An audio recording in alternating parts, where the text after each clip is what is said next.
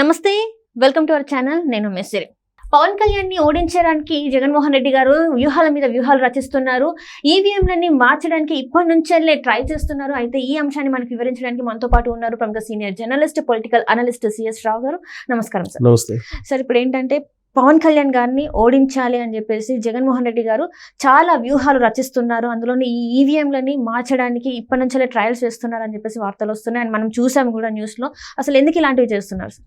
So ఒకటి ఏంటంటే జగన్మోహన్ రెడ్డికి పెద్ద టార్గెట్ ఏంటంటే ఎట్టి పరిస్థితుల్లో పవన్ గెలవకూడదు. పవన్ గెలవకుండా ఎన్ని రకాల ప్రయత్నాలు చేయాలో అన్ని ప్రయత్నాలు చేయాలి అనేది ఆయన యొక్క ఒక పెద్ద లక్ష్యం. కారణం ఏంటంటే వీళ్ళిద్దరికీ పర్సనల్ రైవాలిటీ పెరిగింది. రాజకీయపరమైనటువంటి శత్రుత్వం కన్నా కూడా రాజకీయంగా ప్రత్యర్థులే ఉంటారు, శత్రువులు ఉండరు. కానీ రాజకీయ పరంగా శత్రువులుగా చూసుకుంటూనే వీళ్ళు పర్సనల్ క్లడ్జెస్కి వెళ్ళిపోయారు. కారణం ఏంటంటే 4 పెళ్ళిళ్ళు అనేటివి ఆయన ప్రతిసారి జగన్మోహన్ రెడ్డి పవన్ కళ్యాణ్ మీద మాట్లాడే మాట. దాంతోపాటు పవర్ స్టార్ కాదు, ఆయన ప్యాకేజ్ ఇస్తారు, దత్తపుత్రుడు, పార్టీ పెట్టింది చంద్రబాబు నాయుడు కోసం, ఇలాంటివన్నీ మాట్లాడుతూ ఉంటాడు ఆయన. వీలున్నంత వరకు అతన్ని వ్యక్తిత్వ హననం, పర్సనల్ డ్యామేజ్ చేయడానికి జగన్మోహన్ రెడ్డి ఎక్కువగా కాన్సన్ట్రేషన్ చేస్తుంటాడు పవన్ కళ్యాణ్ మీద.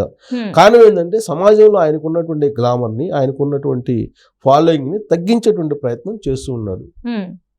కారణం చంద్రబాబు నాయుడు పక్షాన పవన్ కళ్యాణ్ ఉన్నారు అనేటువంటి ఒకే ఒక అంశం. దాంతో వీళ్ళనంత వరకు ర్యాగింగ్ చేస్తూ ఉంటాడు ఆయన్ని. అదేవిధంగా పవన్ కళ్యాణ్ కూడా ఏమాత్రం తీసిపోకుండా జగన్మోహన్ రెడ్డిని కూడా ర్యాగింగ్ చేస్తూ ఉంటాడు. నువ్వు రౌడీ రాజ్యం చేయాలనుకుంటున్నావు, రౌడీలను పెట్టుకుని పరిపాలన చేయాలనుకుంటున్నావు, ఒక ఆఫ్ఘనిస్తాన్ లాగా ఆంధ్రప్రదేశ్ని మార్చేసావు, తాలిబాన్ లాగా వ్యవహరిస్తున్నారు వైఎస్ఆర్ కాంగ్రెస్ పార్టీకి సంబంధించినటువంటి వాళ్ళు, నువ్వు తాలిబాన్ లీడర్ లాగా ఉన్నావు అనేటువంటి ఒక ఘాటైనటువంటి పదజాలాన్ని పవన్ కళ్యాణ్ ఉపయోగిస్తూ ఉంటాడు తరచూ జగన్మోహన్ రెడ్డి మీద. అంతేకాదు నీ కూసాలు కదిలిస్తాను అని చెప్పి చెప్తూ ఉంటాడు సినిమా స్టైల్లో. తర్వాత ఆయన పవర్ ప్రాజెక్ట్స్ దగ్గర నుంచి కానీ, ఇసుక సిండికేట్ కానీ, మద్యానికి సంబంధించినటువంటి స్కామ్స్ కానీ, వీటి నుంచి కొన్ని లక్షల కోట్ల రూపాయలు ఎక్కడి నుంచి నువ్వు సంపాదించావు, ఎలా సంపాదించావు నాకు తెలుసు, నీ అంతు చూస్తానని చెప్పి ఆయన పర్సనల్గా వార్నింగ్ ఇచ్చినటువంటి సందర్భం కూడా ఉంది. దాంతోపాటు నువ్వు హైదరాబాద్లో ఉండేటువంటి జూబ్లీ చెక్ పోస్ట్లో ఏం చేసావో ఇవన్నీ కూడా నా దగ్గర టన్నుల కొద్ది ఇన్ఫర్మేషన్ ఉంది, అదంతా బయట పెడితే నువ్వు కూడా బతకలేవు అని చెప్పి వార్నింగ్ ఇచ్చాడు పవన్ కళ్యాణ్ జగన్మోహన్ రెడ్డికి. ఈ స్థాయిలో వాళ్ళిద్దరి మధ్య ఒక వార్ జరిగేది, రాజకీయపరమైన వార్ కాదు, వ్యక్తిత్వమైనటువంటి పర్సనల్ వార్ జరిగేది. సో అందుకే జగన్మోహన్ రెడ్డి తన రాజకీయ పరమైనటువంటి బలం కానీ, ఆర్థికపరమైన బలం కానీ, మీడియా పరంగా ఉండేటువంటి బలం కానీ, సామాజిక పరంగా ఉండేటువంటి బలం కానీ అన్నిటినీ క్రోడీకరించి పవన్ కళ్యాణ్ని ఏ విధంగానైనా ఓడగొట్టాలి అనేటువంటి ఒక నిర్ణయాన్ని తీసుకున్నారు. సో దాంతో అన్ని రకాల ప్రయత్నాలు చేస్తూ ఉన్నారు ఇప్పటి నుంచే జగన్మోహన్ రెడ్డి. మిగిలిన అన్ని అసెంబ్లీ నియోజకవర్గాలు ఒక ఎత్తు అయితే జగన్మోహన్ రెడ్డికి, పిఠాపురం మరొక ఎత్తు జగన్మోహన్ రెడ్డికి. పవన్ కళ్యాణ్ని అసెంబ్లీ మెట్లు తొక్కనివ్వకూడదు అనేది ఆయన యొక్క లక్ష్యం, జగన్మోహన్ రెడ్డి యొక్క లక్ష్యం. సో కాబట్టి దాంట్లో భాగంగా అసలు ఆయన ఏం చేస్తున్నాడు ఏంటంటే రకరకాలుగా సామాజిక ఈక్వేషన్లు కానీ, సామాజిక పరమైన అంశాలు కానీ, ఆర్థికపరమైన అంశాలు కానీ, వీటన్నిటినీ కూడా రంగరించి అక్కడ పిఠాపురంలో వైఎస్ఆర్ కాంగ్రెస్ పార్టీకి సంబంధించినటువంటి వంగా గీతను గెలిపించాలి అనేటువంటి ఒక ప్రయత్నం చేస్తూ ఉన్నారు. వంగా గీత చాలా సీనియర్ పొలిటీషియన్, అనుభవం ఉంది, వివాదాలకు దూరంగా ఉంటారు, మంచి పేరుంది, ఆర్థిక పరంగా కూడా స్థితిమంతురాలు, ప్లస్ సామాజిక పరంగా కూడా ఆమెకు ఉండేటువంటి సామాజిక గుర్తింపు ఉంది. సో ఈ క్రమంలో ఎలాగైనా సరే పవన్ కళ్యాణ్ ఓడగొట్టాలనే ప్రయత్నం చేస్తున్నప్పటికీ సర్వేల్లో పవన్ కళ్యాణ్ గెలిచేలాగా కనిపిస్తున్నాడు. కాబట్టి దీనికి ఫైనల్ అస్త్రం ఏంటి అని అంటే ఈవీఎంలకు సంబంధించినటువంటి అంశం. ఈవీఎంల మీద అనేక అనుమానాలు ఉన్నాయి. ఈవీఎంలు ట్యాంపరింగ్ చేస్తున్నారని, ఈవీఎంలు మార్చేస్తున్నారని, ఈవీఎంలకు సంబంధించినటువంటి ఏదో జరిగిపోతుంది అనేటువంటి అపోహలు, అపవాదులు, అనుమానాలు ఉన్నాయి. దానికి సంబంధించి 2019 ఎన్నికల్లో కూడా ఉదహరిస్తూ ఉంటారు. 2019 ఎన్నికల్లో నరేంద్ర మోడీ సపోర్ట్ తీసుకొని జగన్మోహన్ రెడ్డి 151 స్థానాలు సాధించగలిగారు, లేదంటే అన్ని స్థానాలు వచ్చే అవకాశమే లేదు. దేశవ్యాప్తంగా కూడా ఈవీఎంలను ట్యాంపరింగ్ చేశాడు నరేంద్ర మోడీ, అదే తరహాలో ఆంధ్రప్రదేశ్లో కూడా చేశారు అనేది చాలా మందిలో ఉన్నటువంటి అనుమానం. దాని మీద సుప్రీంకోర్టులో కూడా కేసు వేశారు. సుప్రీంకోర్టులో కేసు కూడా నడుస్తోంది. దాదాపు 5 లక్షల ఈవీఎంలకు సంబంధించి యువీవీ ప్యాడ్లకు అలాగే పోలైనటువంటి ఓట్లకు పొంతన లేదు అనేటువంటి విషయాన్ని నిరూపించేటువంటి ప్రయత్నం చేస్తున్నటువంటి క్రమంలో ఎలక్షన్ కమిషన్ సుప్రీంకోర్టుకి సరైనటువంటి ఆధారాలు ఇవ్వలేదు. పైగా ఆ 5 లక్షలు ఈవీఎం మిషన్లు కూడా మిస్ అయిపోయినాయి అని చెప్పి కూడా చెప్తున్నారు. ఇలాంటి పరిస్థితుల్లో ఈవీఎంలు రీప్లేస్మెంట్ అనేది సాధ్యమా? ఈవీఎంలో నిక్షిప్తమైనటువంటి ఓట్లను మార్చేటువంటి అవకాశం ఉందా అనే దాని మీద డిబేటబుల్ క్వశ్చన్గా చాలా రోజుల నుంచి ఉంది అది. ఇలాంటి పరిస్థితుల్లో ఈవీఎంలు అనేవి ఇప్పుడు వైఎస్ఆర్ కాంగ్రెస్ పార్టీ వాహనంలో దొరికాయి, ఫ్లయింగ్ స్క్వాడ్కి దొరికాయి. ఎక్కడి నుంచి? కాకినాడ నుంచి తుని వెళ్తున్నటువంటి సందర్భంగా ఈవీఎంలు దొరికాయి.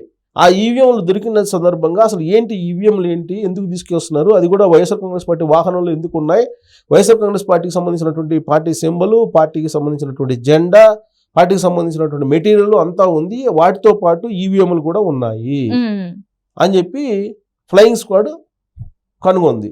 సో కేవలం పిఠాపురంలోనే లేదా అన్ని కాన్స్టిట్యుయెన్సీలు ఈ విధంగా ఈవీఎంలు తీసుకొస్తున్నారా, తరలిస్తున్నారా? ఇప్పుడు వాళ్ళు చెప్తుంది ప్రాథమికంగా డమ్మీ ఈవీఎంలు అంటున్నారు. డమ్మీ ఈవీఎంలు అయినా సరే వైఎస్ఆర్ కాంగ్రెస్ పార్టీ వాహనంలో ఎందుకు ఉండాలి? డమ్మీ ఈవీఎంలు తరలిస్తే అది ఎలక్షన్ కమిషన్ తరలించాలి కదా ప్రత్యేక వాహనంలో. వైఎస్ఆర్ కాంగ్రెస్ పార్టీకి సంబంధించినటువంటి ప్రచార మెటీరియల్ తోటి ఎందుకు తరలిస్తున్నట్టు?